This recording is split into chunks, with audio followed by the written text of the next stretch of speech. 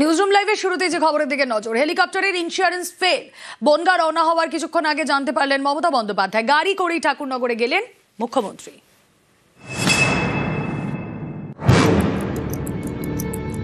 গভর্নমেন্টের একটা হেলিকপ্টার নেওয়া আছে এগ্রিমেন্ট করে, হঠাৎ খবর এলো হেলিকপ্টারটা যাবে না। আমি দেখলাম দারুণ মজার খবর, তো ইলেকশনই শুরু হলো না, তার মধ্যে কনফ্রন্টেশন শুরু হয়ে গেল। কিন্তু ওরা বুঝলো না এটা আমার ভালো হলো। কেন ভালো হলো বলুন তো? কারণ আমি রাস্তায় আস্তে আস্তে আমার সাথে প্রচুর মানুষের দেখা হয়েছে এবং আমি অনেকগুলো এলাকা দিয়ে ঘুরে এসেছি।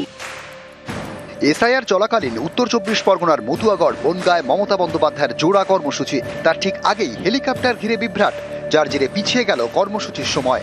আকাশপথের পরিবর্তে সড়ক পথেই বনগাঁয় পৌঁছলেন মুখ্যমন্ত্রী।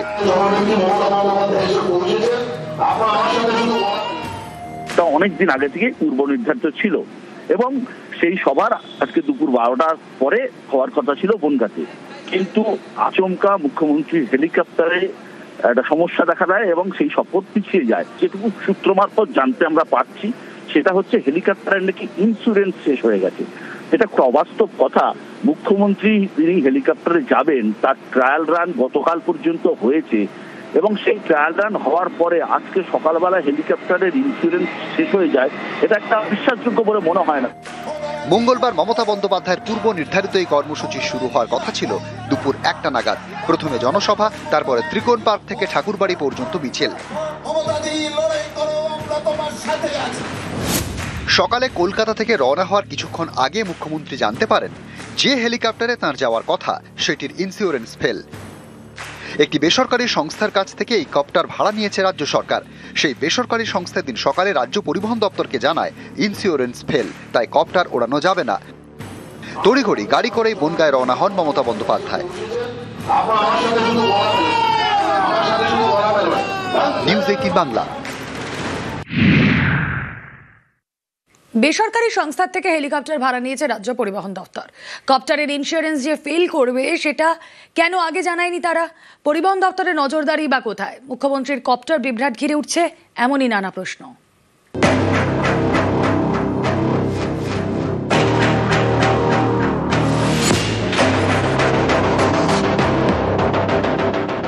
মুখ্যমন্ত্রীর হেলিকপ্টার, সেটারই কিনা ইন্স্যুরেন্স ফেল, তাও আবার কখন জানা যাচ্ছে? যখন তার কিছুক্ষণের মধ্যেই সেই কপ্টারে করে তার রওনা হওয়ার কথা।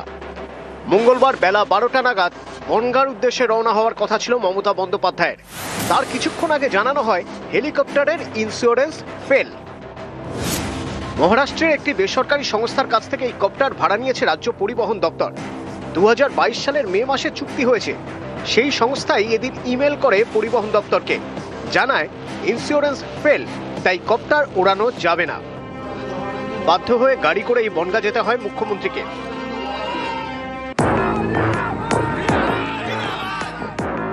দ্বিতীয় হুগলি সেতু থেকে সাঁতরাগাছি ব্রিজ, নিবেদিতা সেতু, বেলঘড়িয়া এক্সপ্রেসওয়ে, কল্যাণী এক্সপ্রেসওয়ে, কাঁপা মোড়, বড় জাগুলিয়া, চাকদা রোড হয়ে বনগাঁ ত্রিকোণ পার্ক। সড়কপথে বনগাঁ পৌঁছতে ঘন্টা দুয়েকের কাছাকাছি সময় লেগে যায় মুখ্যমন্ত্রী। এই ঘটনাকে কেন্দ্র করে নানা প্রশ্ন উঠেছে। অনেকের মতে বিষয়টা শুধু ইন্স্যুরেন্স ফেলের নয়, মুখ্যমন্ত্রীর নিরাপত্তারও। এসওপি অনুযায়ী বিকল্প হিসেবে ব্যবস্থা থাকলেও শেষ মুহূর্তে সড়ক পথে যাওয়ায় সেখানে পুলিশি নিরাপত্তা ব্যবস্থা যথেষ্ট ছিল কিনা সেটাও ভাবার বিষয়। Z+ ক্যাটেগরির কোনো ভিভিআইপির এতটা সময় ধরে সড়ক পথে যাতায়াতও ঠিক নয় বলে দাবি বিশেষজ্ঞদের। তাছাড়া ইন্স্যুরেন্স যে ফেল করবে কেন সেটা আগে জানায়নি ওই বেসরকারি সংস্থা? আগে থেকে জানা সত্ত্বেও কেন উড়ানের আগে ইন্স্যুরেন্স ফেল হওয়ার কথা জানালো ওই সংস্থা? প্রশ্নে রাজ্য পরিবহন দপ্তরের ভূমিকাও। চুক্তি অনুযায়ী হেলিকপ্টারটি রক্ষণাবেক্ষণের দায়িত্ব বেসরকারি সংস্থার। ওই সংস্থার সঙ্গে সমন্বয় রাখার দায়িত্ব পরিবহন দপ্তর এবং তার আধিকারিকদের। তাঁরা কেন আগে জানতে পারলেন না ইন্স্যুরেন্স ফেলের কথা? মুখ্যমন্ত্রীর হেলিকপ্টার বিভ্রাট তাই শুধু বিভ্রাট নয়, নিরাপত্তার দিক থেকেও যথেষ্ট গুরুত্বপূর্ণ। নিউজ 18 বাংলা। উড়ানের কিছুক্ষণ আগে হেলিকপ্টারে বিভ্রাট, জানানো হয় কপ্টারের ইন্স্যুরেন্স ফেল। গাড়ি করেই মতুয়াগড়ে যেতে হয় মমতা বন্দ্যোপাধ্যায়। কারণ এর নেপথ্যে বিজেপির চক্রান্ত দেখছেন তৃণমূল নেত্রী।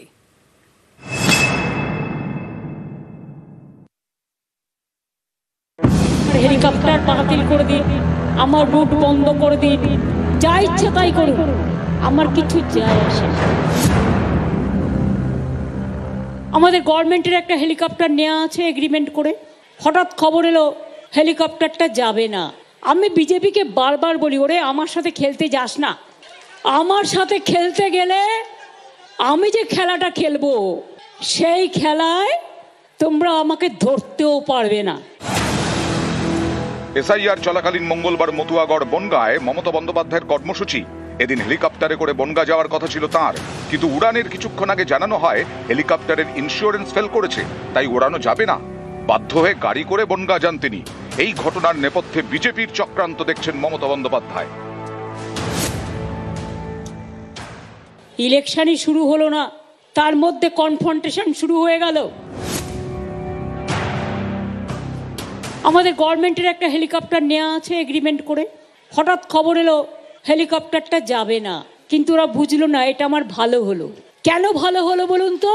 কারণ আমি রাস্তায় আস্তে আস্তে আমার সাথে প্রচুর মানুষের দেখা হয়েছে এবং আমি অনেকগুলো এলাকা দিয়ে ঘুরে এসেছি। আমি বিজেপিকে বারবার বলি, ওরে আমার সাথে খেলতে যাস না, আমার সাথে খেলতে গেলে আমি যে খেলাটা খেলবো সেই খেলায় তোমরা আমাকে ধরতেও পারবে না। তৃণমূলের অভিযোগ, মমতা বন্দ্যোপাধ্যায়ের কর্মসূচি বানচাল করে দেওয়ার জন্যই চক্রান্ত করেছে বিজেপি। এর আগেও একাধিকবার বিমান বিভ্রাটের মুখে পড়েছেন মুখ্যমন্ত্রী। বারাণসী থেকে কলকাতা ফিরছিলেন মমতা বন্দ্যোপাধ্যায়। মাঝ আকাশে হঠাৎই এক ধাক্কায় 5000 মিটার নিচে নেমে যায় তাঁর বিমান। মুখ্যমন্ত্রী দাবি করেন তাঁর বিমানের সামনে অন্য একটি বিমান চলে এসেছিল, আর 10 সেকেন্ড দেরি হলেই দুর্ঘটনা ঘটে যেত। এই নিয়ে রিপোর্ট তলব করে ডিজিসিএ। কেন্দ্রের কাছে রিপোর্ট চায় কলকাতা হাইকোর্ট।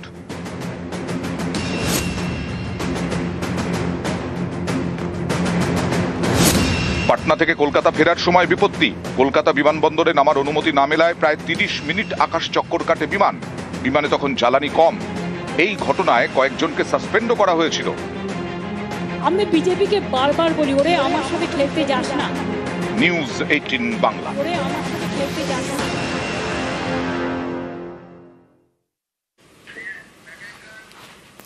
মুখ্যমন্ত্রীর কপ্টারের ইন্স্যুরেন্স ফেল, গাড়িতে করে বনগাঁয় মমতা বন্দ্যোপাধ্যায়। হেলিকপ্টার সরবরাহের দায়িত্বে থাকা সংস্থাকে শোকজ। সংস্থার বিরুদ্ধে আইনি ব্যবস্থা নিচ্ছে পরিবহন দফতর। যে সংস্থাকে আমরা টেন্ডার করে 5 বছরের জন্য দিয়েছিলাম, তার একটা এগ্রিমেন্ট ছিল যে সে যখনই হেলিকপ্টার দরকার হবে সে একটা ফিট হেলিকপ্টার দেবে, কিন্তু সেই হেলিকপ্টারে নাকি ইন্স্যুরেন্স ফেল হয়েছিল। সেটা লন্ডনে একটা বিমা সংস্থার কাছে করেছে, কিন্তু সেই বিমার কাগজটা এসে পৌঁছয়নি। যে দেরিটা ওরা করলো, এটার জন্য আমরা ওই সংস্থাকে শোকজ করছি এবং ভবিষ্যতে আইনানুগ যে পেনাল সেটা আমরা অবশ্যই করব। এসআইআর এর নামে এনআরসি, বনগাঁর সভা থেকে সুর চড়ালেন মমতা বন্দ্যোপাধ্যায়। অনুপ্রবেশ ইস্যুতে সরগরম বাংলার রাজনীতি।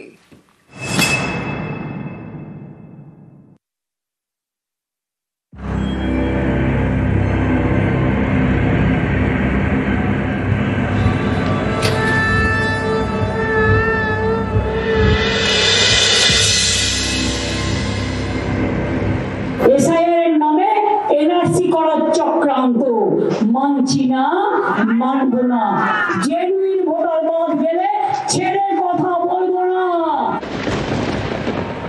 ভোটের আগে ভোটার তালিকার নিবিড় সংশোধন অর্থাৎ এসআইআর, যা ঘিরে গরম বঙ্গ রাজনীতি। মঙ্গলবার মতুয়াগড় বনগাঁয় দাঁড়িয়ে তৃণমূল নেত্রীর অভিযোগ, এসআইআর এর নামে এনআরসি করার চক্রান্ত হচ্ছে। আজকে এতদিন এই দেশে থেকে আমার প্রমাণ করতে হবে আমি এই দেশের নাগরিক কিনা। ছি বিজেপি, ছি ছি ছি বিজেপি, লজ্জা লজ্জা লজ্জা। এসআইআর এর নামে এনআরসি করার চক্রান্ত মানছি না, মানব না। জেনুইন ভোটার বাদ গেলে ছেড়ে কথা বলবো না। এসআইআর এর নামে এনআরসি, এই অভিযোগ ঘিরে এখন বঙ্গ রাজনীতিতে বাকযুদ্ধ তুঙ্গে।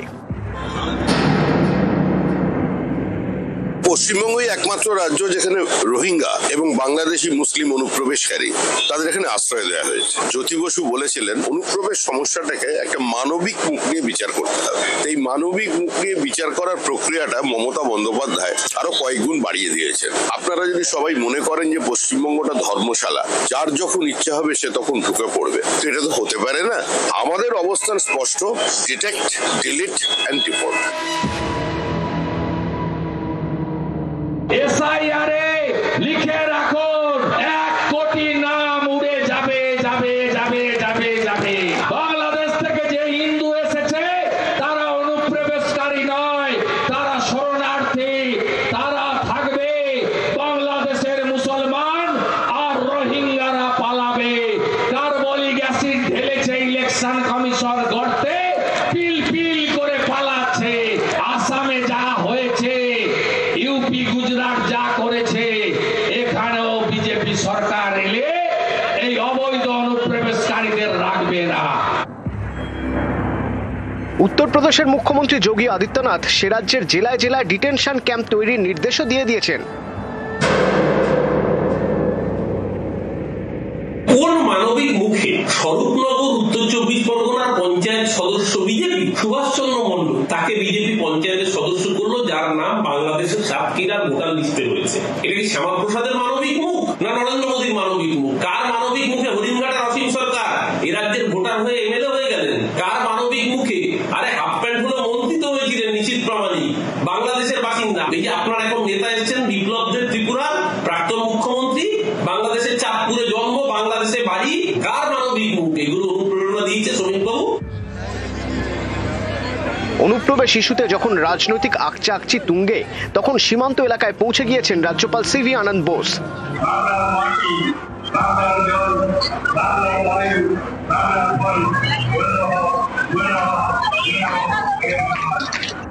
নিউজ 18 বাংলা।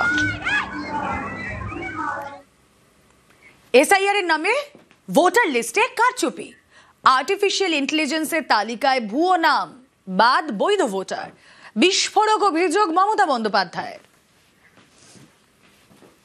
ড্রাফট লিস্ট বেরোলে দেখবেন বিএলওদের কি করবে? বিএলওরা আপলোড করতে পারছে না, ইন্টারনেট নেই, হোয়াটসঅ্যাপ নেই, রামের জায়গায় শ্যাম চলে যাচ্ছে, শ্যামের জায়গায় যদু চলে যাচ্ছে।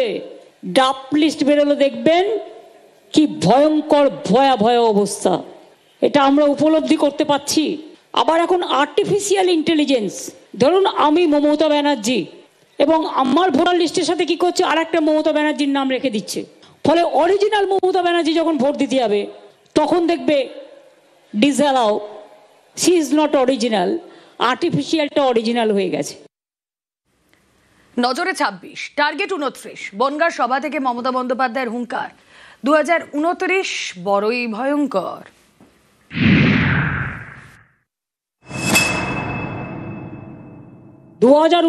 বড়ই ভয়ঙ্কর, তোমাদের সরকার থাকবে না, শকুনি মামারা সেদিন কোথায় পালাবে?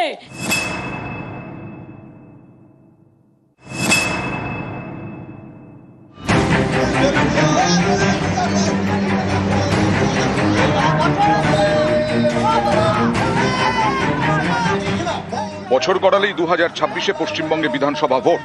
এ নিয়ে এখন থেকেই হাওয়া গরম। এসআইআর নিয়ে প্রতিদিনই চলছে নেতাদের কথার লড়াই।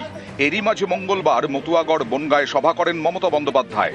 এই মঞ্চ থেকে বিজেপির দিকে চ্যালেঞ্জ ছুড়ে দেন তৃণমূল নেত্রী, বুঝিয়ে দেন 26-এর ভোটে নজর তো আছেই, এখন থেকেই টার্গেটে আছে 2029-এর লোকসভা ভোট।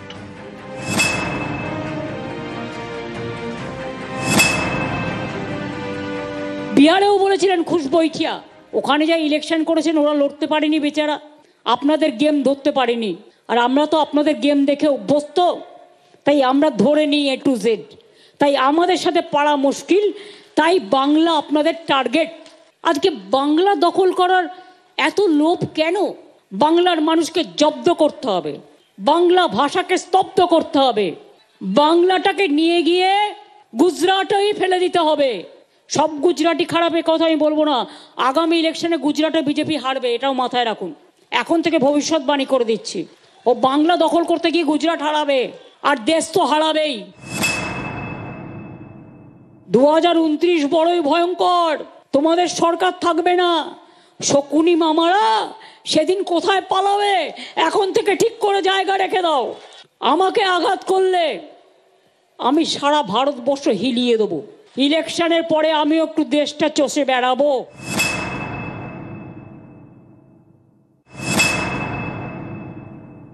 ইলেকশনের 2 মাসের আগে তোমার মাথায় সুরসুরি, আর এলাকায় গিয়ে ধর্মের নামে ফর্ম বিক্রি করতে হচ্ছে। আর বাংলাকে আঘাত করো না, তাহলে কিন্তু প্রত্যাঘাত দেখবে, যা পেয়েছিলে তার থেকে জিরোতে নামিয়ে নিয়ে আসবো। যতই টাকা খরচ করো, লোকের টাকা নেবে কিন্তু ভোট দেবে না। সারা দেশটাকেই তো দখল করেছো, বাংলাটাকেও দখল করতে চাও। তোমাদের ভোটাররাই আমাদের ভোট দিয়ে জিতিয়ে দেবে। সতর্ক করছি বিজেপি পার্টিকে, মানুষের প্রাণ নিয়ে খেলবেন না। কখনো নিশানায় বিজেপি, কখনো নির্বাচন কমিশন।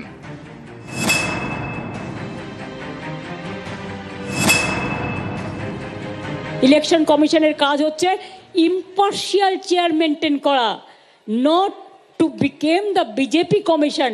প্ল্যান্ড ওয়েতে সঠিকভাবে মানুষকে অ্যাপ্লাই করার সুযোগ, মানুষকে ফর্ম ফিল আপ করার সুযোগ, যারা এনুমারেশনের কাজ করছে তাদের যথাযথভাবে সাহায্য করে, তাদের সময় দিয়ে যদি করতেন, আমরা আপনাদের এগিয়ে গিয়ে সাহায্য করতাম। 2002 থেকে তারপরে ড্রাফট লিস্টটা, ফাইনাল লিস্টটা বেরোলো 2004-এ। কোন পার্টিকে স্যাটিসফাই করবার জন্য মানুষকে মৃত্যু মুখে ঠেলে দিয়েছেন? আর কত যাবে প্রাণ, আর কত দিতে হবে বলিদান? আতঙ্কিত হবার বা ভয় পাওয়ার কোনো কারণ নেই, কোনো ক্ষমতা নেই। মনে রাখবেন, জেনুইন ভোটারকে বাদ দিয়ে তারা ভোট করবে, এসব হবে না। জয় বাংলা। নিউজ 18 বাংলা। জয় মমতা মানুষ। এসআইআর নিয়ে নানা প্রশ্ন, ক্ষোভ, আর এরই মাঝে মতুয়াগড়ে মমতা বন্দ্যোপাধ্যায় বনগাঁয় করলেন সভা, হাঁটলেন মিছিলে। এই সভা থেকে মতুয়াদের পাশে থাকার বার্তা দিলেন। একই সঙ্গে বিজেপি সিএ ক্যাম্প করে মতুয়া কার্ড দেওয়ার বিরোধিতায় সুর চড়ালেন। তৃণমূল নেত্রীর দাবি, এই মতুয়া কার্ড আসলে মতুয়াদের সঙ্গেই প্রতারণা।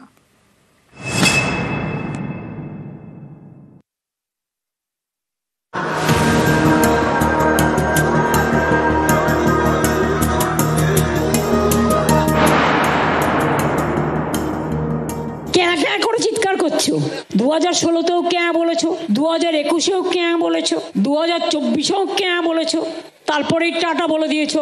ইলেকশন আসলে তোমার মনে পড়ে।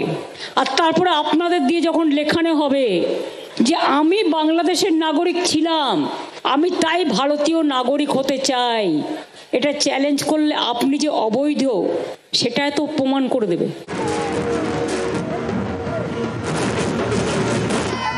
দক্ষিণবঙ্গের বেশ কিছু আসনে মতুয়ারা বড় ফ্যাক্টর। সেই মতুয়াদের গড় উত্তর 24 পরগনার বনগাঁ। মঙ্গলবার সেখানে সভা করলেন মমতা বন্দ্যোপাধ্যায়। অভিযোগ, মতুয়াদের একাংশ এসআইআর ফর্ম ফিল আপ করতে গিয়ে সমস্যায় পড়ছেন। এই এসআইআর আবহেই বনগাঁয় বিজেপি সিএ ক্যাম্প করেছে, দিয়েছে মতুয়া কার্ড। এ নিয়ে দিনের সভা থেকে সুর চড়ান তৃণমূল নেত্রী। এই কার্ডটা কারা কারা কিনেছেন হাত তুলুন তো, 100 টাকা করে। এখানে তো আপনি বাংলাদেশের নাগরিক লিখে দিচ্ছেন, আর লিখে দিচ্ছেন 2002 ম্যাপিং করছেন এসআইআরে, আর লিখে সার্টিফিকেটটা দিচ্ছেন 2025 সালে।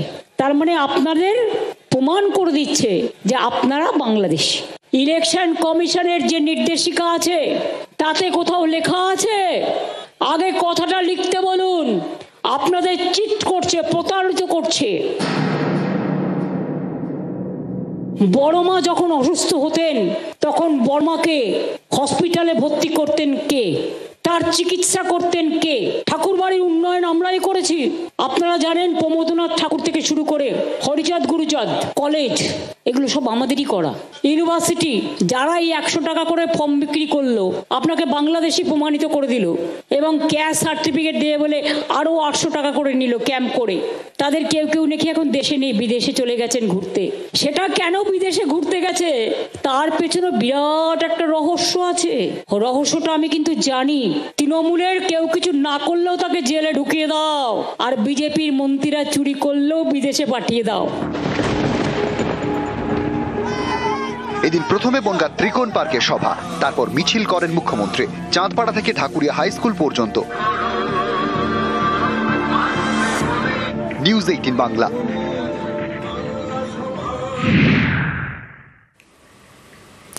মিথ্যে প্রচারে বাঙালি খেদা, ওড়িশার চন্দনেশ্বরে বাঙালি ব্যবসায়ীদের হুমকি, দোকান তুলে চলে যেতে হুমকি ওড়িশাবাসীর। দীঘায় পিডব্লিউডির জায়গা থেকে ঝুপড়ি দোকান উচ্ছেদ, বাঙালি ও ওড়িশাবাসীর দোকান ছিল পিডব্লিউডির জায়গায়, রাস্তা সম্প্রসারণে উচ্ছেদ পূর্ত দফতরের। দেখে দেখে ওড়িশাবাসীদের উচ্ছেদের মিথ্যে প্রচার ওড়িশায়, তার জেরেই ওড়িশার চন্দনেশ্বরে বাঙালিদের হুমকি। ওড়িশার দোকান তো খালি করনে এটি ସେମାନେ বসিলে দোকান করিবে, বেপার করিবে, সেটা খাইবে তো। তেଣୁ ତେଣୁ ଏ ବାବଦର କଥାଟା ଯାଇକି ତାଙ୍କୁ ତୁମ ସେ ନେତାମାନଙ୍କ ଯାଇକି ପଚାର, ଜାଗା ମାଗି ଦିଅ, ସେମାନଙ୍କୁ ଜାଗା ଫାଙ୍କା କରିଦେଲେ ସେଇ ଜାଗାରେ ଯାଇ ବସିଯିବ। 3 ଦିନ ସମୟ ଦିଆହେଲା, ସାଙ୍ଗେ ସାଙ୍ଗେ ତ ହବନି। ফুড স্টল আজ ফুড উঠেছি, কালকে স্টল উঠেব, সেরকম কিছু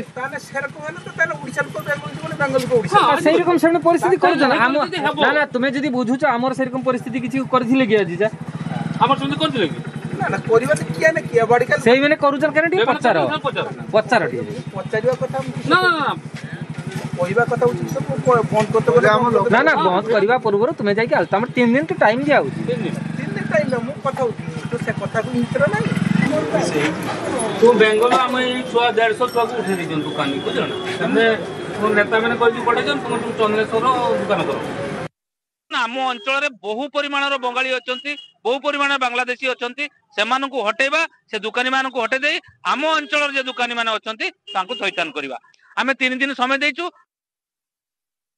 দীঘাতে সবাইকে তুলে দিচ্ছে বলে আমাদের কাকে তুলে ওই মন্দিরের সামনে যে তুলে দিচ্ছে কাকে ওই উড়িষ্যার লোককে, তার জন্য আমাদেরকে এখানে উড়িষ্যার দোকান করছি, তারাও আমাদের বলছে তোমরা বেঙ্গলে গিয়ে দোকানদারি করো। হ্যাঁ, নাহলে ওখানকার লোক আমাদেরকে তুলে দিচ্ছে, তাহলে তোমরা কেন এখানে দোকানদারি করো, এই হচ্ছে। এই ঘটনা চোখে আঙুল দিয়ে প্রমাণ করলো যে এই বিজেপি আসলে বিজেপি মানেই বাংলা বিরোধী, বিজেপি মানেই বাংলা বিরোধী। বেছে বেছে চন্দনেশ্বর মন্দির সংলগ্ন বাঙালিদের দোকানকে টার্গেট করা হলো। একটা জিনিস মাথায় রাখতে হবে, এখানে যারা উচ্ছেদ হয়েছেন তাদের মধ্যে কিন্তু বাঙালিরাও রয়েছে, কারণ তারা সরকারি জমি দখল করে রয়েছেন। সরকার একটা পলিসি নিয়ে চলে, আর উড়িষ্যা সরকার বাঙালি বিরোধী, বাংলা খেদাও পলিসি নিয়ে চলছে। এটা প্রমাণ করছে যে বিজেপি মানেই বাংলা বিদেশি। ওখানে হুমকি কে দিচ্ছে? সরকার দিচ্ছে না, ওখানে ওখানকার সাধারণ মানুষ যাদের কাছে এই বার্তা পৌঁছেছে যে এখানে উড়িয়া যে ভাষাভাষী আছেন তাদের ব্যবসা ক্ষেত্র থেকে উচ্ছেদ করা হচ্ছে। উড়িষ্যার সরকারের সঙ্গে সম্পর্ক ভারতীয় জনতা পার্টি একাত্মতায় বিশ্বাস করে। এই ধরনের বিচ্ছিন্নতাবাদী কথাবার্তা একমাত্র তৃণমূল কংগ্রেস বলে। আমার যথেষ্ট সন্দেহ হচ্ছে, বিষয়টা দেখে তারপরে বলা যাবে কি আছে।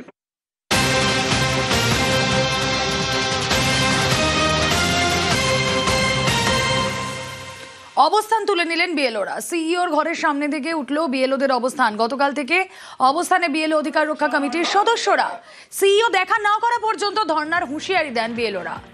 সিইওর ঘরের সামনে থেকে অবশেষে উঠল বিএলওদের অবস্থান, কিন্তু তারা কি আশ্বাস পেলেন, অবস্থান তুলে নেওয়ার নেপথ্যে কি কারণ জানবো। সোমরাজ বন্দ্যোপাধ্যায় রয়েছেন সঙ্গে। সোমরাজ, দেখো, এটা স্পষ্ট যে সিইও দপ্তরের ঘরের সামনে থেকে তারা অবস্থান তুলে নিলেও রাস্তায় তাদের অবস্থান কর্মসূচি চলবে।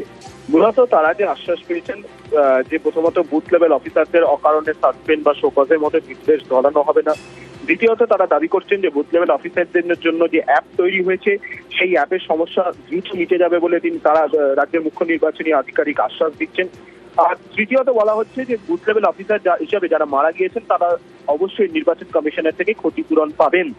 এই 3 দফা আশ্বাস তারা পেয়েছেন বলেই দাবি বুথ লেভেল অফিসার অধিকার রক্ষা কমিটির, এবং সেই আশ্বাসেই তারা রাজ্যের মুখ্য নির্বাচনী আধিকারিকের দপ্তরের সামনে থেকে অবস্থান কর্মসূচি তুলে নিলেও তারা রাস্তায় যে তাদের অবস্থান কর্মসূচি চলছে সেটা চলবে বলেই জানানো হয়েছে।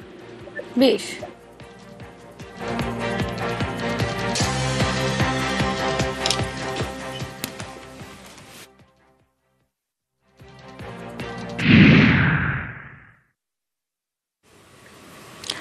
মর্গে মৃতের চোখ চুরির অভিযোগে বিক্ষোভ। যশোর রোডে বিক্ষোভে দাঁড়ান মুখ্যমন্ত্রী। বারাসাত মেডিকেলের মর্গে চোখ চুরির অভিযোগ। যশোর রোডে মৃতের পরিজনের বিক্ষোভ। বনগা থেকে ফেরার পথে বিক্ষোভ দেখে দাঁড়ান মুখ্যমন্ত্রী।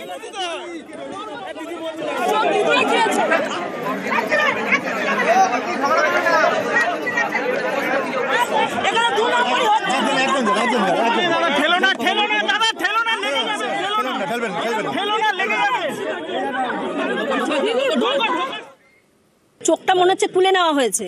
তখন বলছে কি বলবো বলো, কালকে আমি কালকে চোখটা ছিল, বলছে হ্যাঁ ছিল। আমি চোখটা তো বলে আপনারা প্রতিবাদ করুন, চোখটা কি হলো? তখন বলছে আমরা কি বলবো? না দাদা, বডি এখান থেকে সরানো যাবে না, চোখটা কোথাও ওদের প্রশ্ন করুন। কারণ আমি বলছি যে মানে যারা স্যাররা রয়েছেন তারা নিজেরাই বলাবলি করছেন পাশ দিয়ে যে চোখটা তুলে নেওয়া হয়েছে। তারা নিজেরাই ইশারায় বলাবলি করছে।